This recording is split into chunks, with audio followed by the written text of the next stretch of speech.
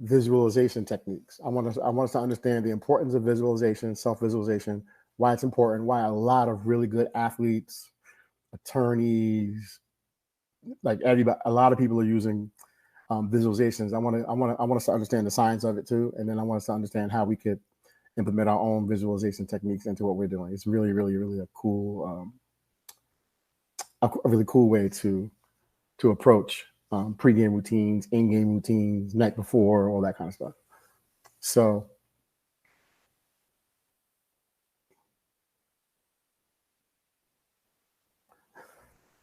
some people have their own personal power words that they like to use that are tied to their success, that are tied to their at-bats.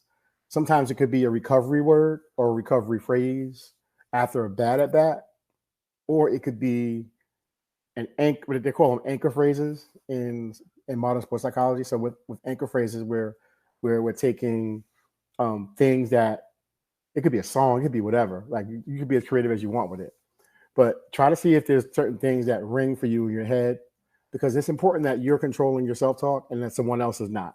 Like you don't want somebody else's thoughts in your self-talk unless those thoughts are good, unless they're appropriate, positive. And for me, I like to get my kids to my players and my athletes to make sure that their self-talk is speaking to the situation. So the situation will determine what your self-talk should sound like, because your self-talk should be relevant and it should speak to the situation. And you could use different triggers for different situations. You could develop rhythm-based verbal cues. You know, you have another thing we call situation response pairing, where we create specific phrases for different pitch types. Like if I'm going up against a changeup pitcher, like what is a good cue to help me to focus?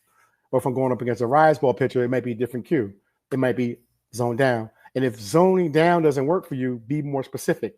Maybe it's belly button down. If you're still chasing the rise ball, if you're going belly button down, then bring your focus point down even further. Maybe it's mid thigh down.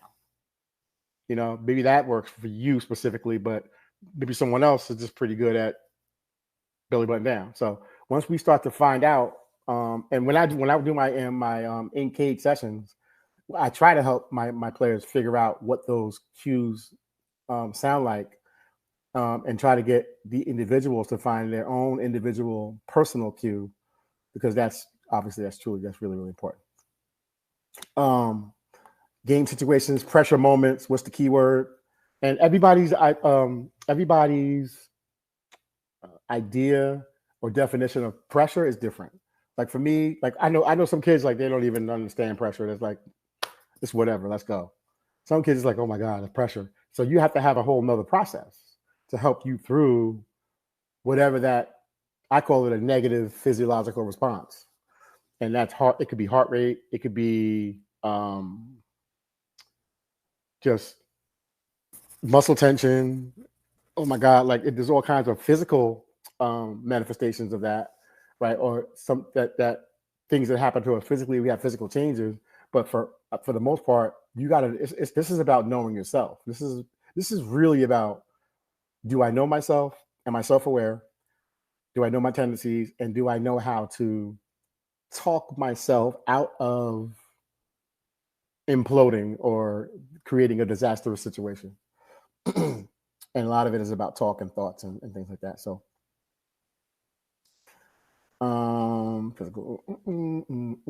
physical mental links, like, so we want to pair, you could pair your self-talk with also breathing patterns, and we talked about breathing patterns last time.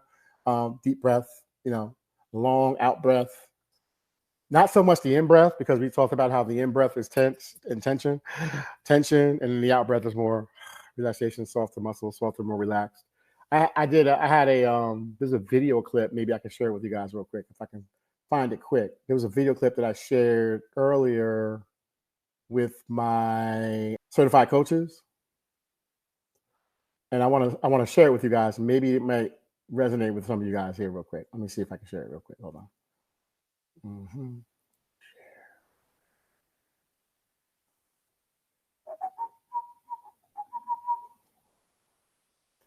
Share? Okay. I'm not going to talk. I just want you guys to listen. When it's over, I will show you how I'm working with a hitter to try to implement. This is purely mental right here. On your way back, you're on your way back into where you harness the energy. It should be about 30%, 20, 30%, 20, 30%. Right now you're going back, you're like 60%. You're like, yeah. Just calm down and relax. Because you're gonna escalate it, you're gonna hit the gas pedal later. So I'm 20, 30% here, and then I'm gas pedal to 80%, 90%. Right? So I want to just talk about that for a second. A lot of players, a lot of hitters will, we should be starting off at like 0 right here. And then when we load and that initial trigger happens, that should be about 20 to 30% effort so that you have a place to go, which is hopefully 60%, and then 80 to 90% right before contact. And then back to 30% post-contact. So there's different strength levels. And when we quote unquote choke, when someone chokes, or when someone I like the word, when I grew up, we called it choking. Like when somebody chokes, like they're just too strong right here. They're strong. They're strong. And if I get strong here, I don't really have a place to go. That's mental, because I got to be able to quiet everything down. And I got to be able to be more like, I got to be soft.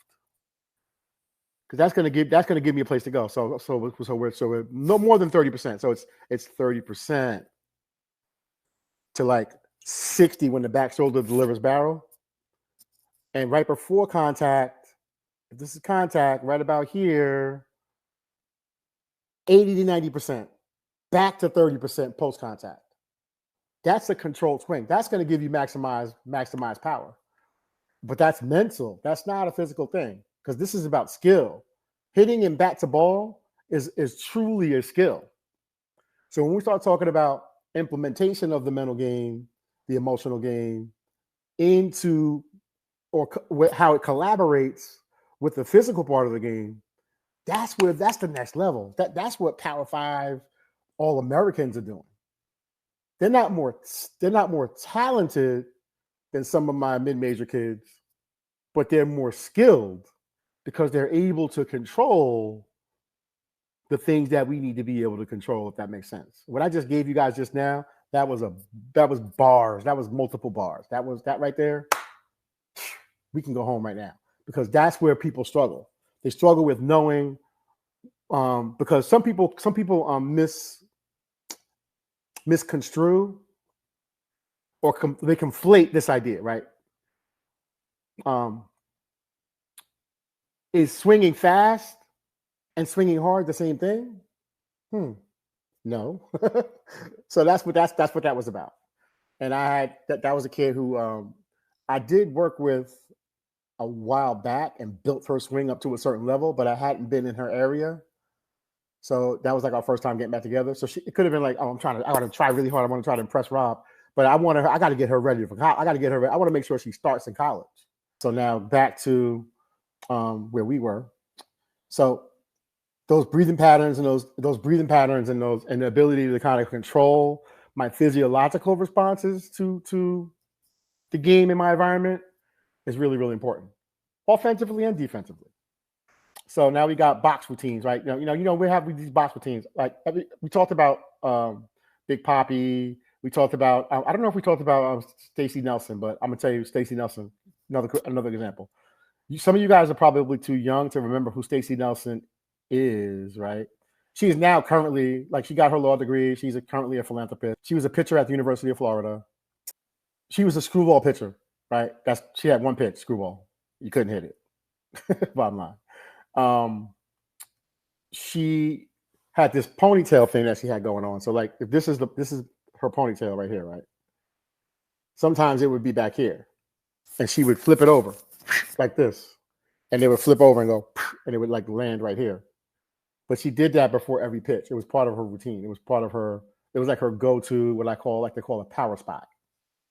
Power spots are in modern sports psychology, or things that different athletes go to when they do something well.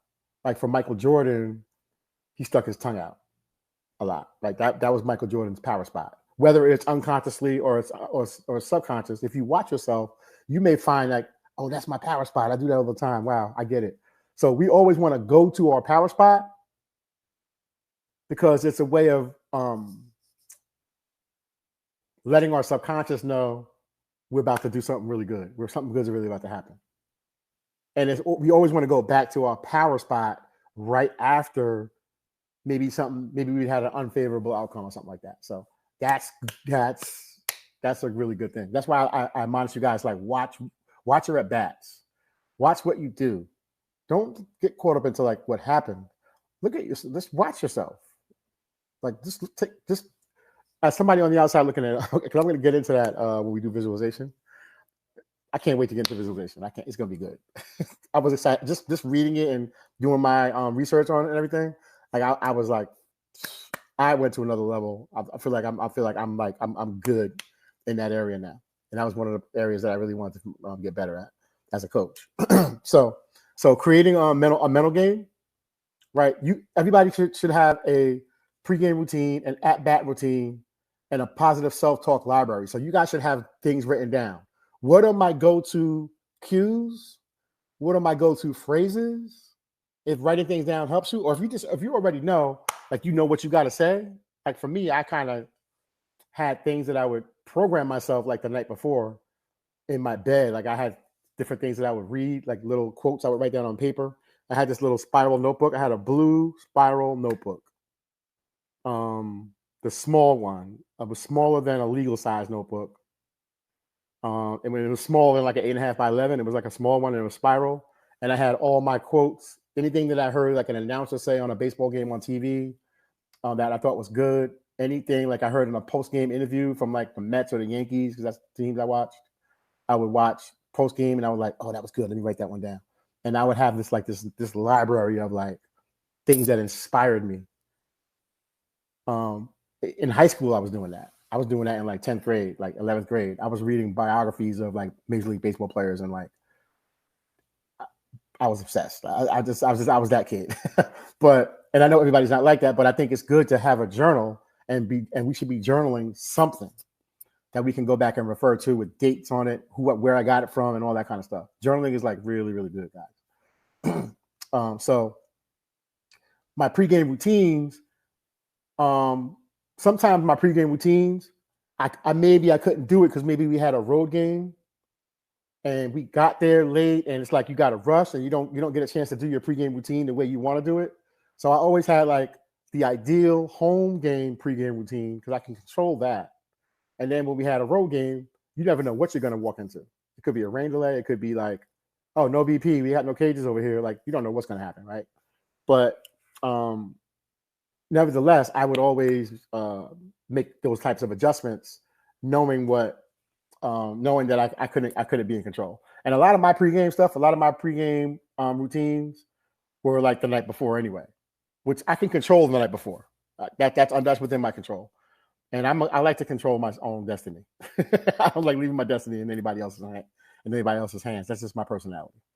So we talked about the positive self-talk library, having like some cues for different situations, and then confidence triggers. I don't care who you are. You will struggle with your confidence. You will struggle. But what makes the good ones good is that they know how to dig themselves out of those lapses in confidence, because it's going to happen. Hopefully you're playing the game at like an 8.5 to 10, 9, 10 in terms of scale of 1 to 10 confidence. But for whatever reason, you may have a day where you're like, yo, I feel like I'm a 5, man. And I've talked to my kids on the TV. One of my kids at LSU, I ran into her. I reached out to her because I was watching her. I was like, yo, something's wrong with this girl. So I hit her up. I was like, yo, you good? She's like, man, I'm like a 4.5. I was like, oh, man. And I've been there.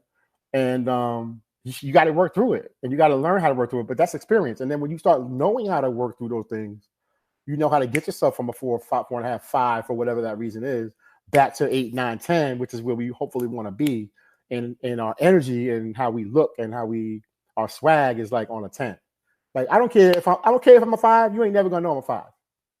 You're never gonna know when I'm a 6, 7, 8, 6, 7, 5, whatever, 3. You will never know. The pitcher will never know. My teammates will never know because you ain't gonna be able to see it on me. I'm not showing that. I'm gonna fake it until I get back. Like you will never know. That's just how I roll. So once you get to that, that's a level though, guys. Being able to have that kind of like I don't even have a word for it, but it's just like I'm not gonna be walking around here looking like I ain't got it. You ain't never gonna know I ain't got it that day. So that's that. So if we can put together 4 things. 1, a daily mental practice schedule. 2, a game day preparation checklist. 3, a post-game reflection routine. Oh, these are good. And a progress tracking system. Like, am I getting better? Those 4 things. I'm gonna repeat them again. If you missed them, you can always go back and watch them. Watch the stuff. 1, daily mental practice routine. And I'm gonna change this to daily mental/emotional practice schedule. That's daily. That means every day, whether you're doing something or not. If I got a day off today, I'm doing my mental stuff. I'm doing my mental stuff. I'm doing those things. And then I got the rest of the day to do what I got to do. 2, game day prep checklist. What does that look like? I got to listen to my favorite song. I got to eat my favorite food, my game day favorite food. I got to eat. I'm going to try to eat at a certain time if I can control that. I'm going to try to get to the field at a certain time if I can control that. It's got to be stuff you can control. You can't be like, oh, I want to get to the field a couple of hours early and just kind of hang out and be at the field, hang out and just hang out, whatever. Like if you can't do that, then that can't be part of your routine. So it has to be something that you can actually do. Post-game reflection routine. Make some space, guys. Like shut your phone down, put it in another room, write down something. Today was good. Today sucked. Today, I felt comfortable in the box. I did a better job of kind of hunting my pitch. I did a better job with hitting with counts. Track it. Track your progress. Start learning. Start in that post game reflection thing. Make it a thing. I gotta do this before I do anything else. Before I even cut my phone on. Before I take my phone off airplane mode. I gotta do this first. And it's only gonna take you 3 to 5 minutes, guys.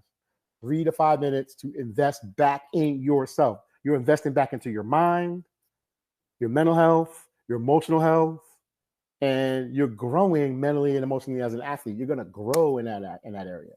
So, and then 4, a progress tracking system. Am I getting better?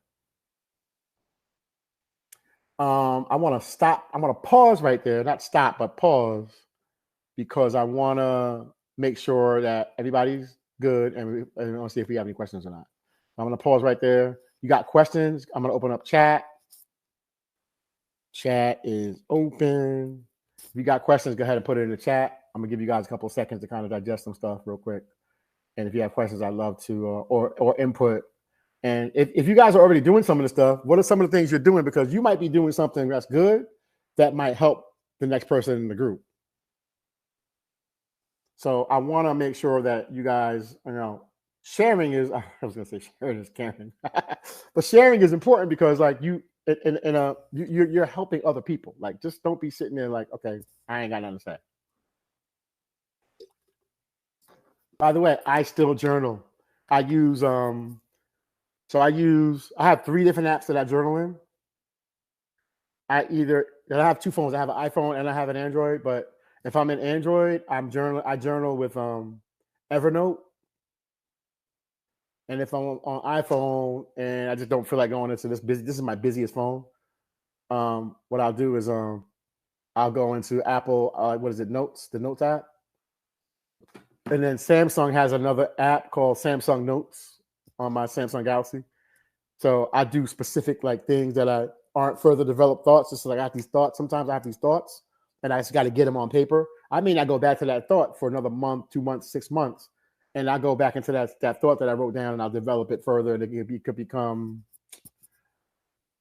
something down the line, or it could be nothing, but at least I have it. And I like to get my thoughts out on paper. So that's kind of how I do it. I'm glad. Oh, so you started journaling too? Pretty good. Cool. That's good, Jenks, that you journaling too.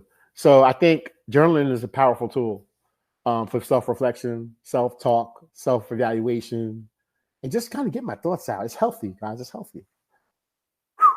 Now we going into visualization. This is my thing right here. So I want you to understand this about visualization. And I did make reference to this last week when I talked to you guys about my college roommate who used to lay in his bed and literally pitch a perfect game before the night before he had to pitch every. I don't even know where he even got that from. Like, we were in college, we were freshmen, and things like that wasn't like a normal thing for like a college freshman to do. And I learned that from him, and he was good. So the science behind visualization, the science of it is we're using visualization, and visualization creates neural pathways that are similar to an actual physical activity, because your subconscious doesn't know the difference between what you're seeing in your mind's eye from what it would actually experience on the physical plane. So the neural pathways are the same whether I envision myself doing the thing or whether I'm actually doing the thing.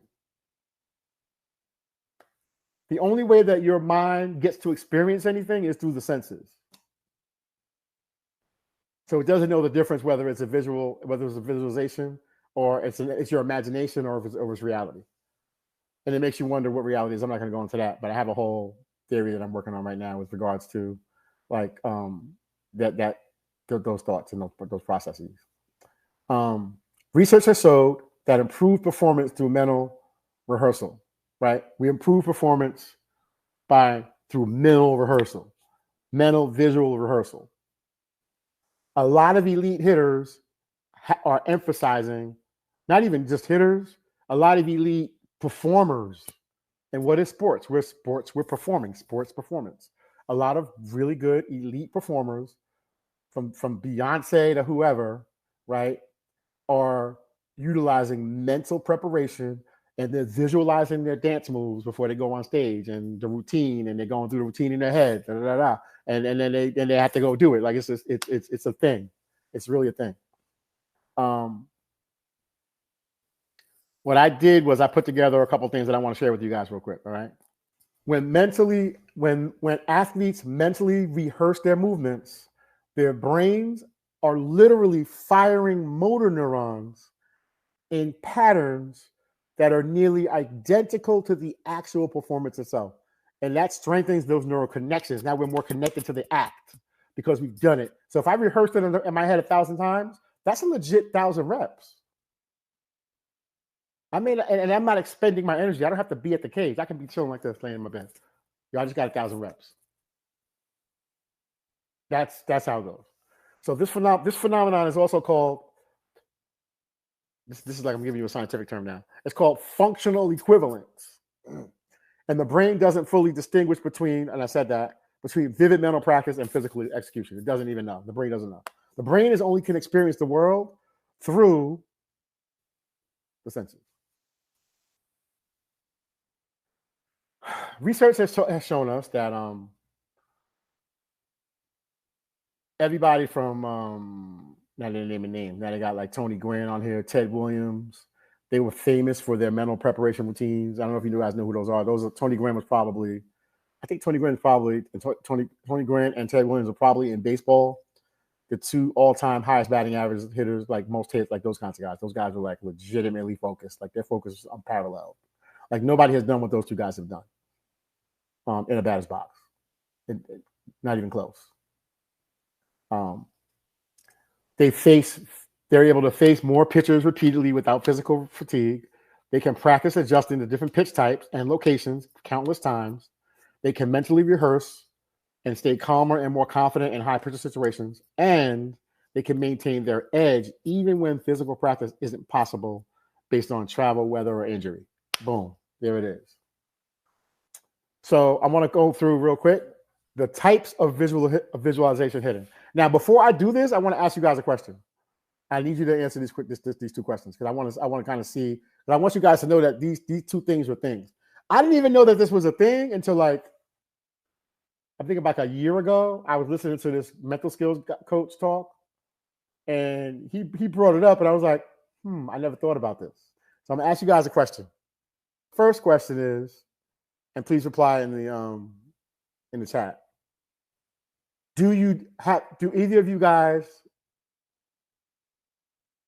currently or have you done visualization techniques at all for any reason or anything? Have you done that before? Yes or no? Great.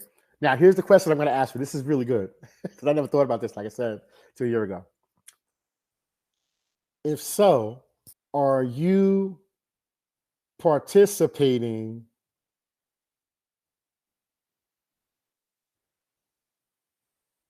in first person or third person? And if you're not sure what I mean by that, let me give you an example. Because I would because just knowing that that's even a thing, right? So if I'm first person visualization, I'm me doing it. It's me when I'm visualizing and I'm laying back. I'm literally me doing the visualization in my imagination, right? But if I'm third person, I'm on the outside of myself, watching myself do it.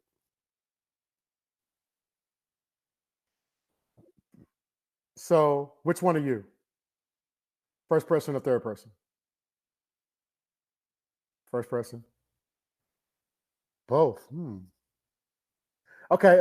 You guys are weird. I like it. I love it. So let me. So what? When would you be? When would you be one or the other? Honestly, it's kind of random. Sometimes it just switches. Like I don't really know how to explain it. Like Mm-hmm. I'll just be sitting here like in my bed before like I'm going to bed and just like it changes. Like And this is not a replay. This is you visualizing yourself practicing or doing something, not a replay in your mind, yes, yeah, but the actual like visualization. right. Okay, cool. Thank you. All right, that was good, guys. Thank you. Appreciate the feedback. I'm going to go ahead and go back. And I think it's important for us to know whether we're first person, third person, or I found out that there's a thing called kinesthetic visualization where you're feeling the movement, which I'd have to talk to somebody about that and kind of get more into that. And then there's multisensory visualization where you're combining sight, sound, and feel. And so exact, I can literally hear crack of the bat. I can feel the sweet spot timing, right? I can feel it, so I can understand how that would be. But I kind of going back to kinesthetic visualization. I can understand how somebody could be able to feel the movement within the visualization, but you got to be in like some deep level meditative state for that. I'm assuming, right? So now once we start to build our visual, and I'm going to move on from that. Once we start to build our visual foundations, right? We could do things like we can practice the perfect swing sequence. We could practice specific key points or key checkpoints in the swing, like setup. Am I feeling balance? Am I getting my foot down? Is my load too big? Is my load concise enough or short enough? And we can do like almost like a mental rehearsal of proper mechanics. And that's really kind of the only thing you could also visualize everything in slow motion too. You could be like the slow. I can see it in slow mo. I can see it in slow mo, and I think closing your eyes, all that stuff. I used to do things like have hitters do like mirror swings, and then I used to have hitters. When I first started doing this, I would have hitters do like, okay, if you're a right-handed batter, I want you to swing lefty, so you can work on the other side of your body. And I would do things like, okay, swing eyes closed, and it kind of made them more physical aware with their eyes closed of what their body was doing in space. So I did. Those are all training techniques that I've learned back when I first started teaching, and currently I probably need to get back to doing some things like that. But you could also do pitch recognition practice.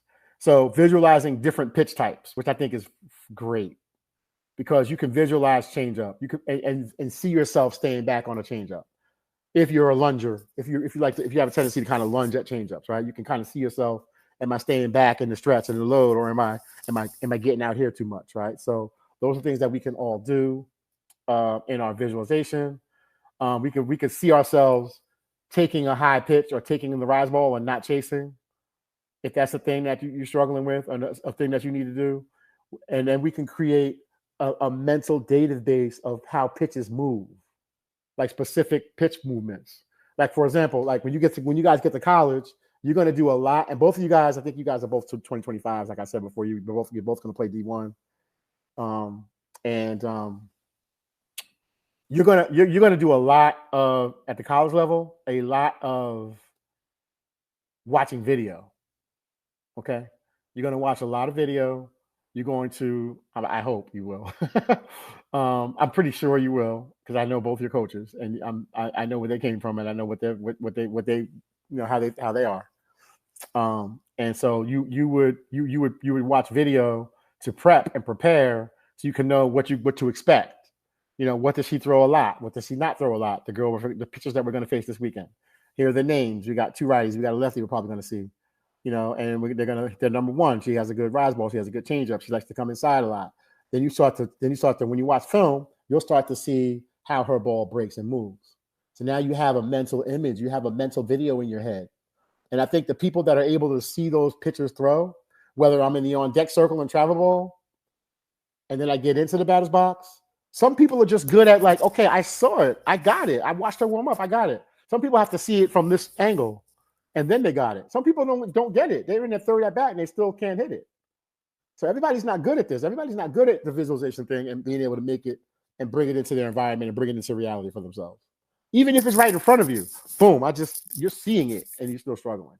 So I think we can practice it off the field so that we can be better at doing it on the field.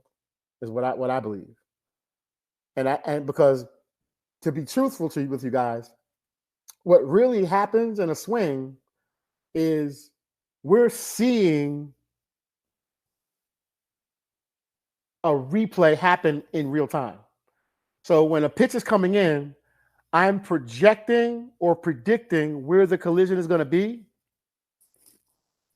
and then in a few fractions of a second, what I predicted or imagined or saw is actually happening, and then I gotta create it. I gotta create my path to that pitch. That's really what's happening, but it's happening really fast though.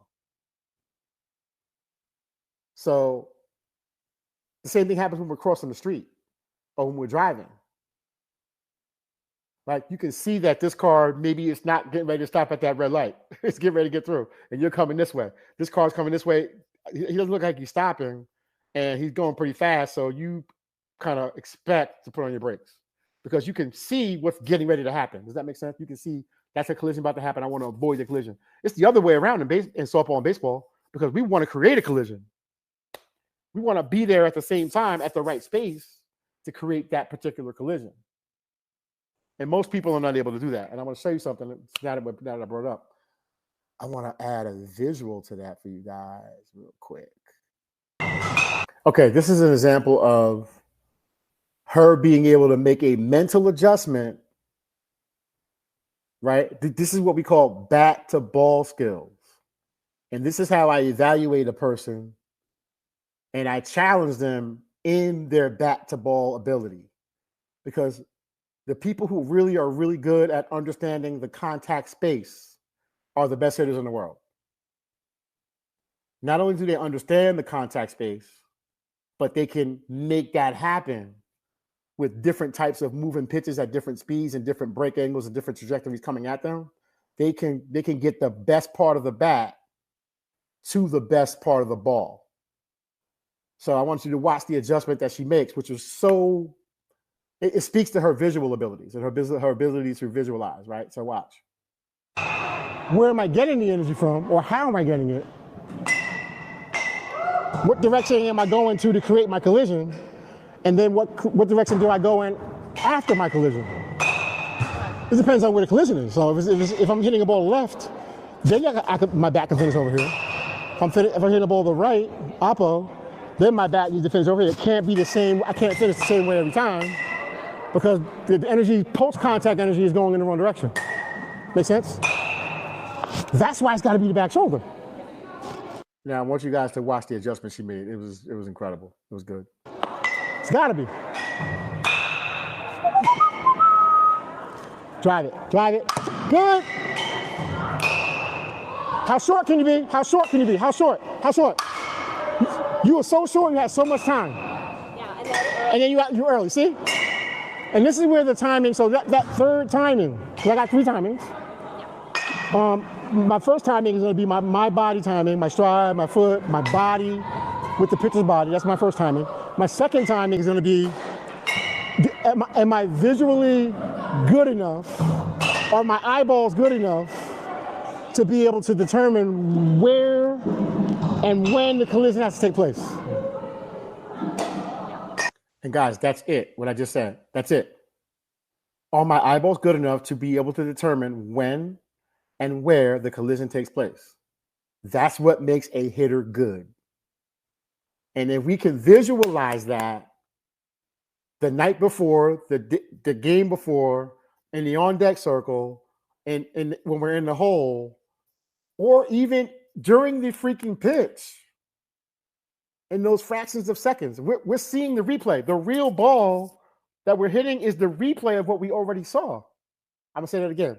The real ball that we're hitting is the replay of what we already foresaw. That's what should be happening.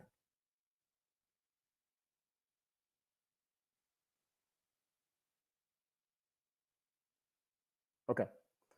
You guys get me hyped up. I'm getting hyped up. Sorry. I get hyped up. So we're visualizing different pitch types. We're mentally practicing tracking seams and spin. You can visualize spin. There are things you can do. If you guys are doing, I'll give you an example. Let me see. So we got seams. When I'm doing toss, right? I can read spin coming this way. I can read spin and say, okay, I can do front toss and spin the ball like this to my hitters, right? And then I'm going to ask them, how was that ball spinning, right? I could also toss in the ball this way, and I can say, hey, how was that ball spinning? So this would be 4 seam spin. This would be cross seam spin, 4 seam spin, where the seams hit the air evenly, right? That's how a rise ball is going to always come in. And then this would be 2 seam spin, where the seams don't hit the air evenly, and that's going to have a lot less velocity and probably more unpredictable movement. In baseball, they call this a 2-seam fastball. I think some softball people call it that too, but in baseball, they call that a 2-seam fastball because it hits the air differently and it gives you like this kind of like down and away movement, right? And then this is straight rise ball, straight air hitting the seams. If I got the right spin direction and the right spin rate, that ball is going to kick up and it's going to rise up this way, and the drop ball is going to go the opposite. It's going to go this way. Got it. So the only way that I know if a rise ball actually is going to rise, if I'm not trained in zoning down, is if I can see the seams, that means it's not spinning fast enough to rise. It's going to stay flat. If I can't see the seams and it's like really, really fast, then I know that it's probably going to rise because the seam rotation of the rise ball is so much tighter. I hope I explained that properly. So, and I hope you understand the way I explained it. If you don't, let me know, and I'll try to explain it differently. So when we're doing a front toss, we could do a front toss drill where the tosser can toss it with even spin rotation. This is even spin rotation right here. Even spin rotation. You can see. Let me get a different ball because you guys got writing on this ball. Okay. So this is even spin rotation. Even. And this is uneven. I don't know if you guys can see the difference. Can you see the difference in the spin? Even, uneven. And I have these vision drills. I don't know if you guys know this or not about me, but in my coaching certification program, I have an entire sports vision curriculum. And I do a lot of vision training. And when I first started going in to work with colleges years ago, the first school that I went to work with to do vision training was the University of Florida Tim Walton's first year at Florida. He brought me down to work with his team on vision. And then I went and worked with Stanford when John Rittman, who's at Clemson now, was at Stanford. I worked with them. And then I started UCLA. I started going all over the country working with hitters of vision. And I did a lot of vision research. I still do to this day. And a lot of my stuff that I've done is mostly pitch recognition, decision making, and a lot of cognitive stuff. So when we train, I try to incorporate a lot of the vision stuff in the things that we're doing. So a lot of this visualization stuff is like just the idea and concept of it is like right up my alley. Environmental creating home, visualizing different pictures, creating mental database for pitch movements, mental patterns of tracking seams and spin. So tracking seams and spin and visualizing seams and spin, you start to know what a drop ball looks like. You start to know what a rise ball looks like, what a curve ball looks like, what a drop curve looks like, and you start to see spin. I used to always have this saying, we got to be able to read the red. And in softball, we have to read red because that's what color the seams are.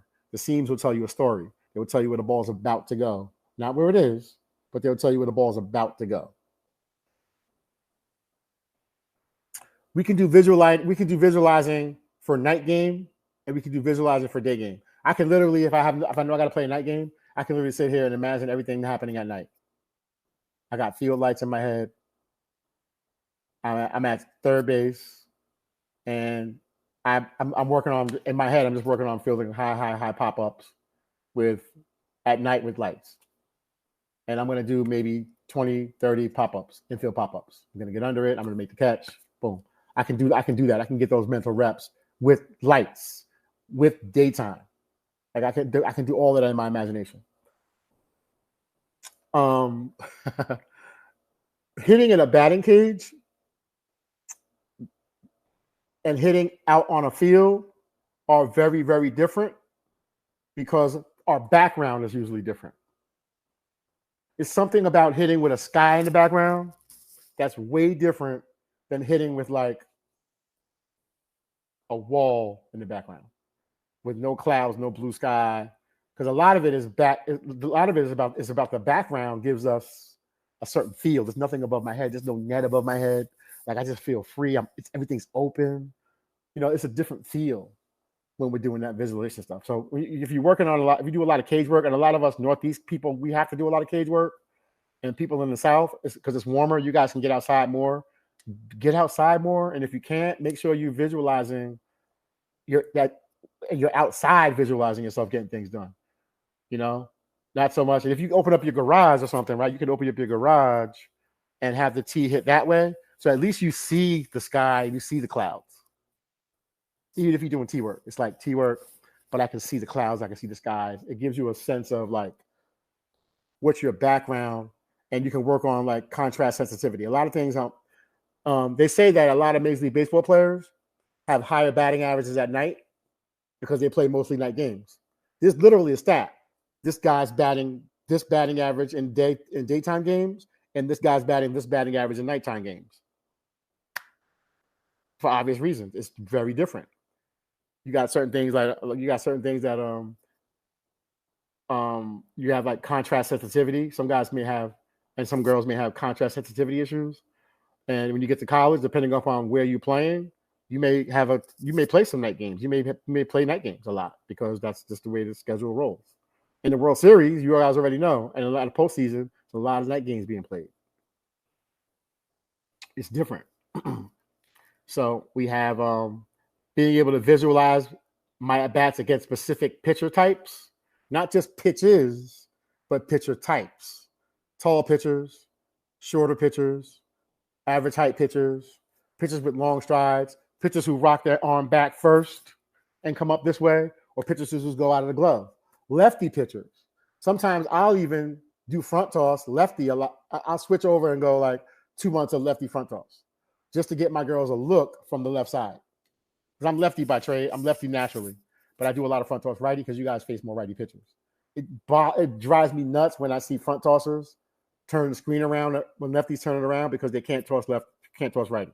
I'm like, figure out how to toss righty because you're going to face more righties, and we need to see the ball coming from a righty. And it bothers me. It's funny. I used to go. I used to go. I had some connections with the New York Mets growing up, and I used to go to like BP, and I got to kind of hang out in the clubhouse and kind of watch BP sometimes.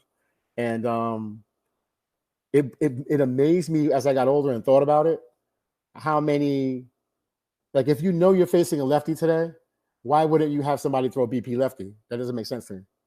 Why would you do BP with a righty pitcher? In the big leagues, in Major League Baseball, I can understand in like college, you may not have the resources, or in high school, you may not have the resources. But in MLB, like, okay, guys, we're facing a lefty today. We're gonna have somebody come out and throw BP lefty. I just think to me it makes sense. Maybe I'm crazy, but anyway, practicing situational hitting scenarios. Runner on third. Oh, how about this? I got to get the bunt down.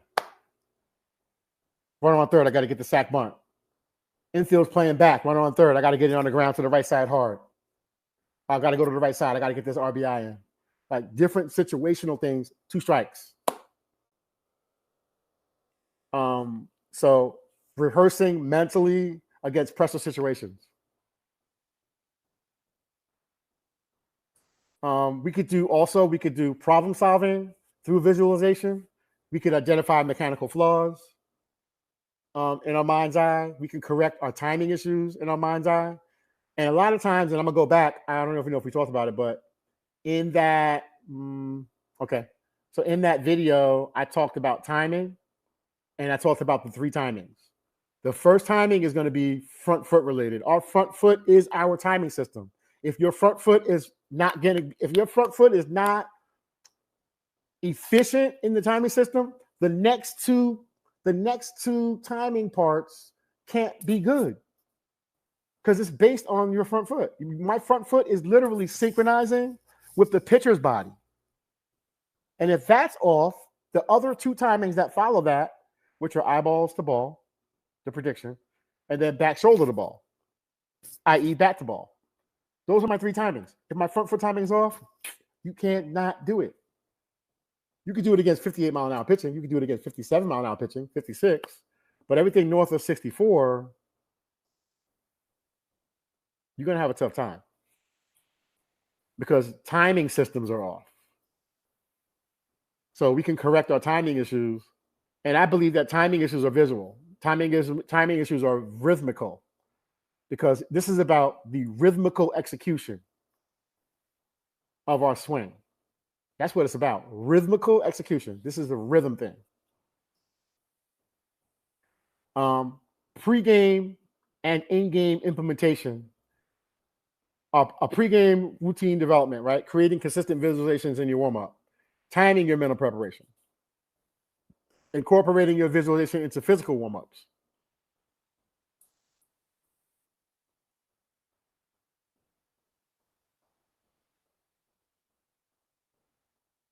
In-game applications. Quick reset techniques between pitches. Maintaining focus during long games. Oh, this is good. So us being able to maintain focus during long games, I'm telling you, this is an issue. I call it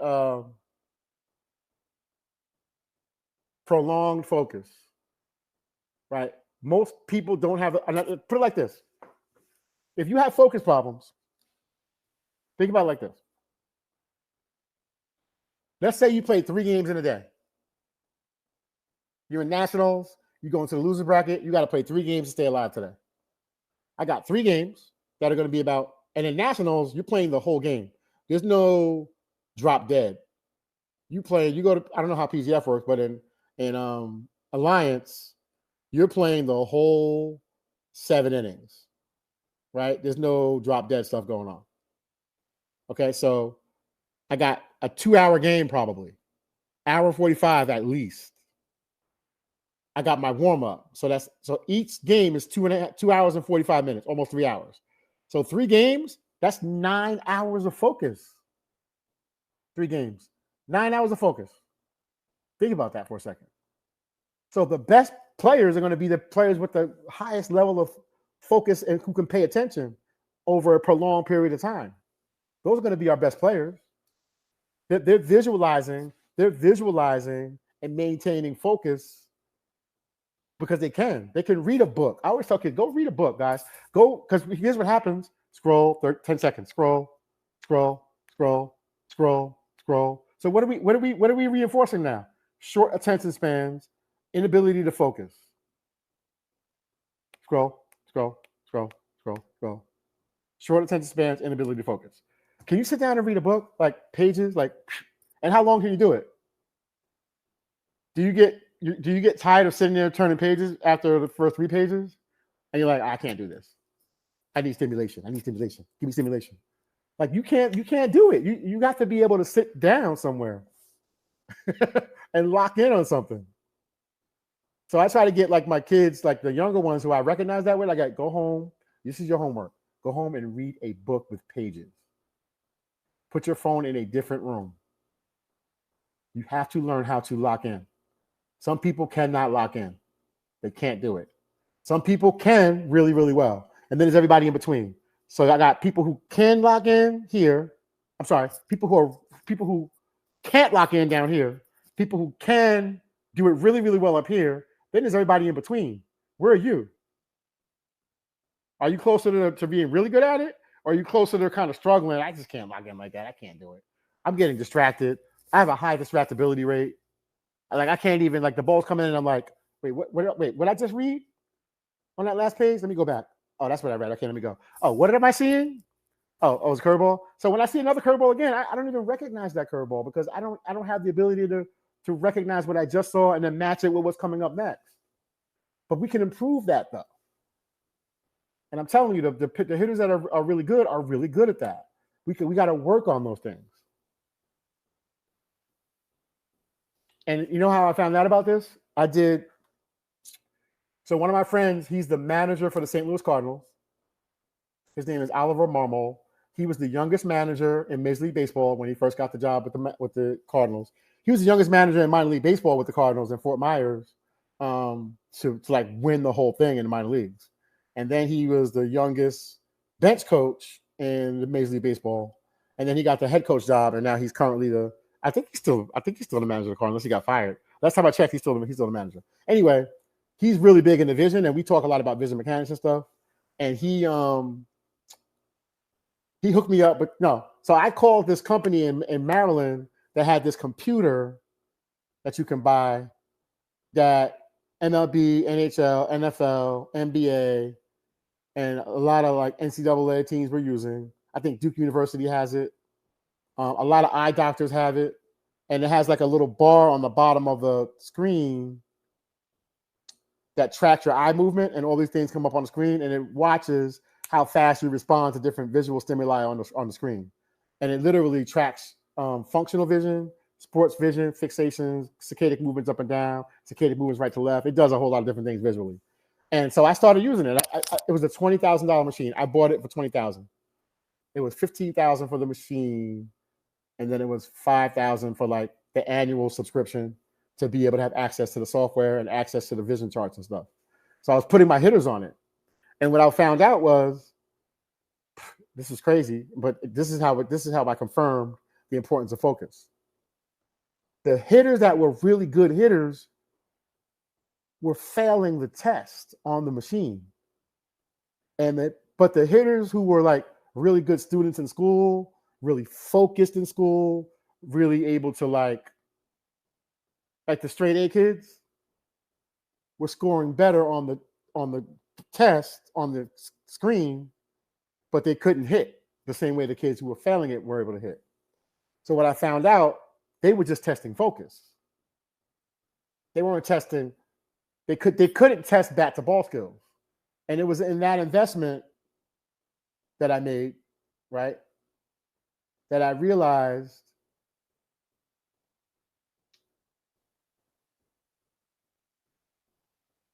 you can only train vision. You can only train visual skills to connect and collaborate with bat to ball skills with a bat and ball. You can't do it on a computer. So all these things that are out here that the people are trying to sell you guys, where they say, hey, buy our computer program and have better pitch recognition, it won't work. You can go get me. You can go get me anybody. Go get them. I will debate them, and they will lose. And of course, they can find a study that backs it up. I can find a study that backs anything up. But I'm telling you, you got to have a bat ball in your hand when you're working on improving visual tracking of ball skills, and creating bat to ball ability. Now, this is aside from visualization. I'm talking about like things outside of us that don't involve our senses. You're just playing a video game. It's not the same thing. You're better off visualizing, eyes closed, laying in the bed, than doing that program. And that's when it hit me. That's when I really knew that I was right all along, and I wasted all that money. Yeah. So,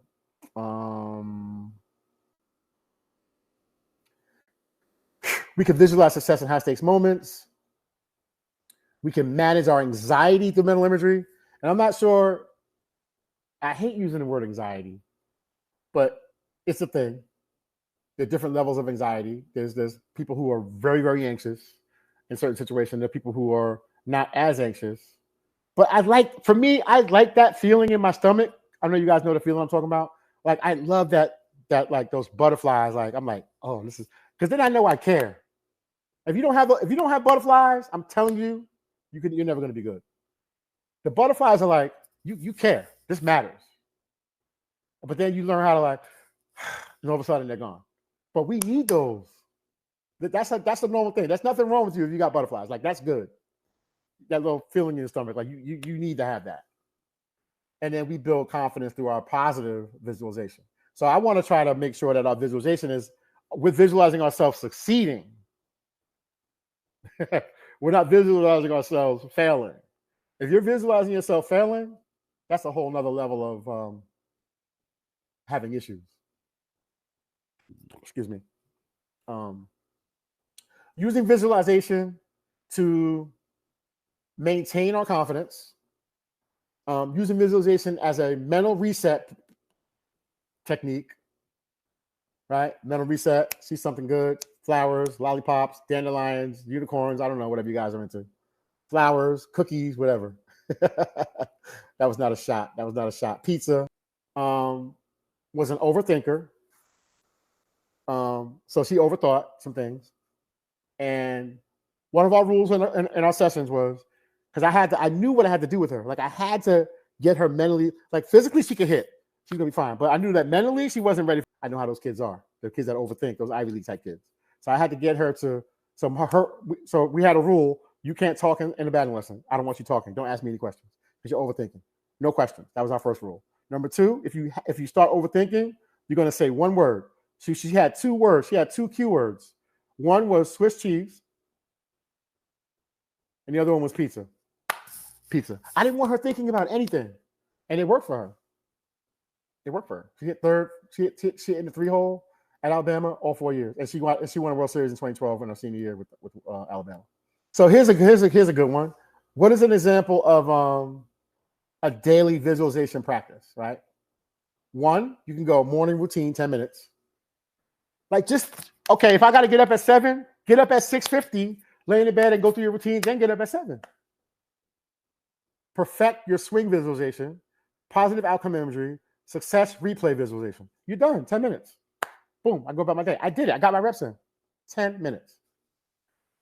Practical routine, a pre-practice routine, 15 minutes. Pitch recognition exercises, situation-specific visualization, and mechanical check-ins. Game day visualization schedule. Pre-game, 30 minutes before you get there. Cut the phone off. And you guys aren't even driving to your games. Your parents are driving. You got a chauffeur. Chill out. How far are we? We'll be there in 30 minutes. Boom. I'm going to get it done before I even get there. I'm in the car, recline the seat, put on some headphones, put on some jazz, whatever, some Miley Cyrus. I don't know what you guys listen to. Drake. You better not be listening to no Drake. You should be listening to, what's his name? The guy that smoked Drake in the battle. Y'all know who I'm talking about. So anyway, yeah, those are the things you could be doing. And your pregame 30 minutes before you get there, field and environment visualization.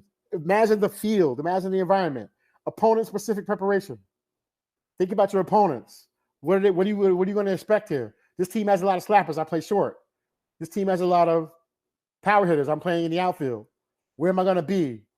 I'm visualizing my first step quickness. I'm visualizing being fast enough to get the slappers out if I'm playing in the infield, right?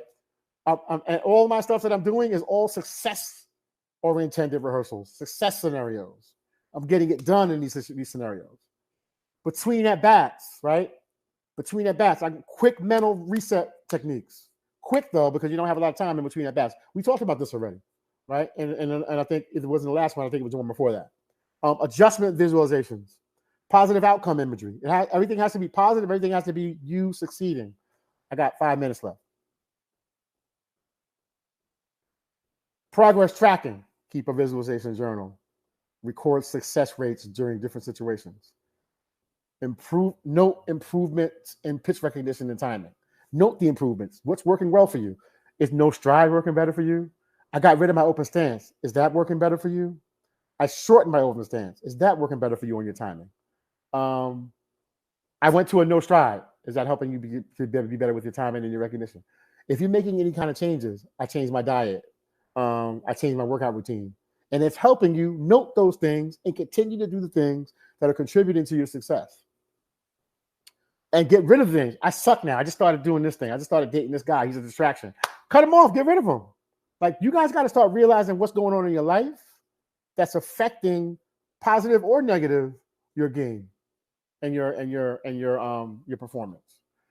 Common challenges and solutions. Maintaining focus during visualization. Making adjustments mid-game. Making adjustments mid-at-bat. Handling unexpected situations. It's always going to be something that you guys that you don't expect. There's always going to be something that we didn't know was coming. There's always going to be a problem, an issue. Promise you.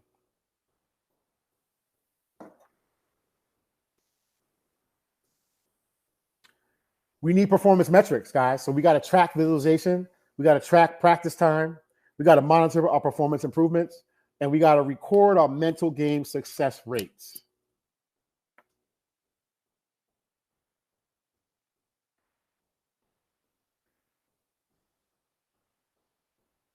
We can monetize our visualization strategies for specific challenges and use the experience to know what does work and what doesn't work. And then now we'll start to create our personal mental routines. These are my personal mental routines because these work for me.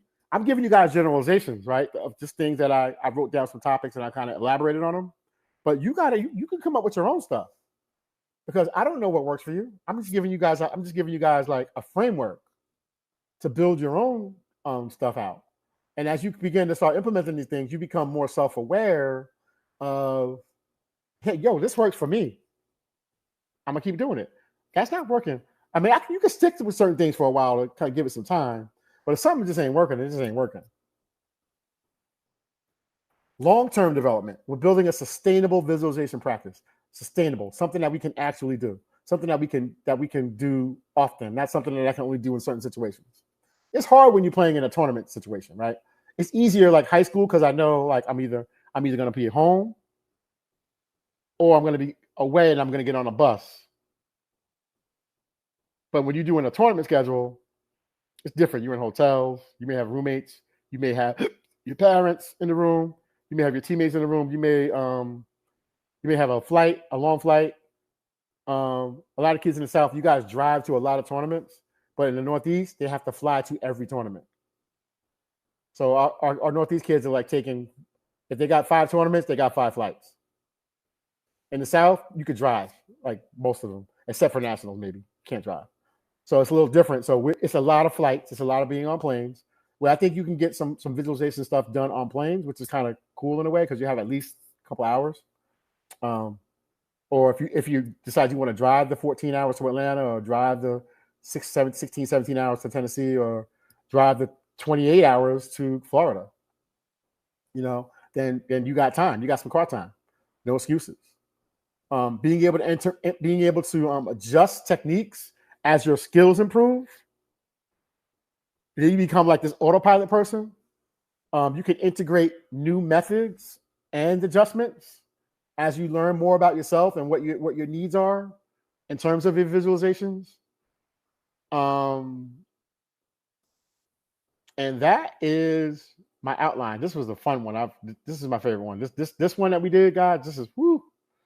I'm gonna for next time we meet, I'm going to take what we did here, and I'm going to see which parts of it we can dig deeper into, and kind of expand on it a little bit more and dig deeper just in this because I want to spend a little more time on visualization, and I want to try to see if I can find someone to come on as a guest to give you guys some of their, and you guys can hear somebody else and get some ideas and some techniques from some different people other than me. All right. So, does anyone have any questions?